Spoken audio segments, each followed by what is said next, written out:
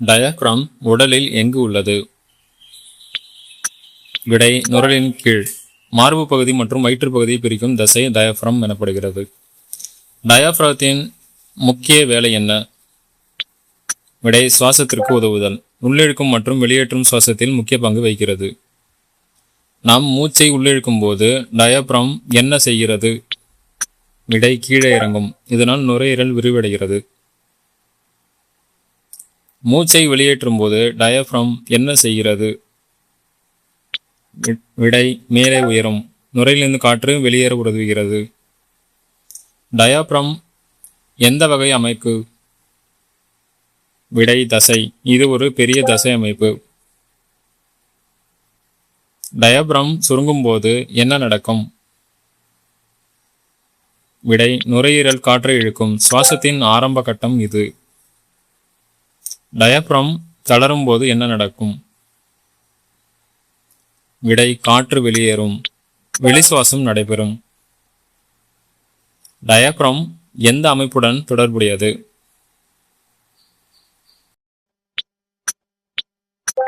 விடை சுவாச மண்டலம். சுவாச இயக்கத்தின் முக்கிய உறுப்பு எது? டயப்ரம் இல்லையெனில் அதிகம் பாதிக்கப்படுவது எது? விடை சுவாசம். மூச்சு விடுதல் கடினமாகும். டயப்ரம் எந்த வடிவத்தில் இருக்கும்? விடை குவியல் வடிவம். அமைதியான நிலையில் குவியல் போல இருக்கும். ஆழ்ந்த மூச்சில் டயப்ரம் எப்படி செயல்படும்? விடை அதிகமாக சுருங்கும். அதிக காற்றை உள்ளிழுக்க உதவும். டயப்ரம் எந்த பகுதிகளை பிரிக்கிறது? விடை மார்பு மற்றும் வயிறு. உடலின் 2 முக்கிய பகுதிகளை பிரிக்கிறது. டயப்ரம் இயக்கம் எந்த செயலுக்கு அவசியம்? விடை மூச்சு விடுதல். சுவாச இயக்கத்தின் அடிப்படை பகுதி. டயப்ரம் செயலிழந்தால் என்ன சிக்கல் ஏற்படும்? விடை சுவாச சிரமம். நுரையீரல் விரிவடைய சிரமப்படும். டயப்ரம் அதிகம் வேலை செய்யும் நேரம் எது? விடை சுவாசத்தின் போது. ஒவ்வொரு மூச்சிலும் இது தொடர்ந்து செயல்படுகிறது. டயப்ரம் எந்த நரம்பால் கட்டுப்படுத்தப்படுகிறது? விடை பிரேனிக் நரம்பு. டயப்ரம் கீழிறங்கும் போது மார்பு பகுதி எப்படி இருக்கும்? விடை விரிவடையும். இதனால் நுரையீரல் அதிக காற்றை இழுக்கும். டயப்ரம் மேலே செல்லும் போது என்ன குறையும்? விடை மார்பு இடைவெளி. மார்பு பகுதி சுருங்கி காற்று வெளியேறும்.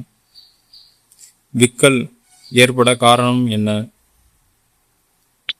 விடை டயப்ரம் திடீர் சுருக்கம். ஓடும்போது டயப்ரம் எப்படி செயல்படும்? விடை வேகமாக இயங்கும். உடலுக்கு அதிக ஆக்சிஜன் தேவைப்படுவதால் இது வேகமாக வேலை செய்கிறது. டயப்ரம் சுவாசத்தில் எந்த கட்டத்தில் முக்கியம்? விடை உள்ளிழுத்தல். மூச்சை உள்ளிழுக்கும் போது முக்கிய பங்கு வகிக்கிறது. டயப்ரம் எந்த உறுப்புடன் நேரடியாக இணைந்து வேலை செய்கிறது?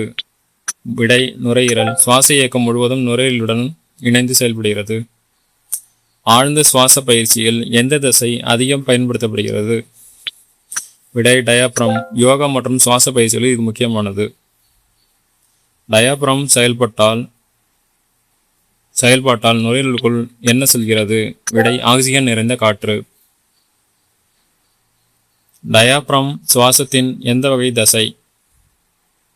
விடை முதன்மை சுவாச தசை. மனித உடலின் முக்கிய சுவாச தசையாக டயப்ரம் கருதப்படுகிறது.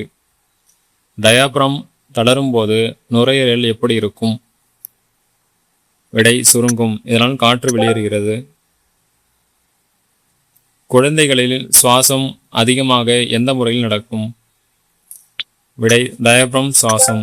குழந்தைகள் வயிற்று சுவாசத்தை அதிகம் பயன்படுத்துகின்றனர். டயப்ரம் பாதிக்கப்பட்டால் என்ன தேவைப்படலாம்?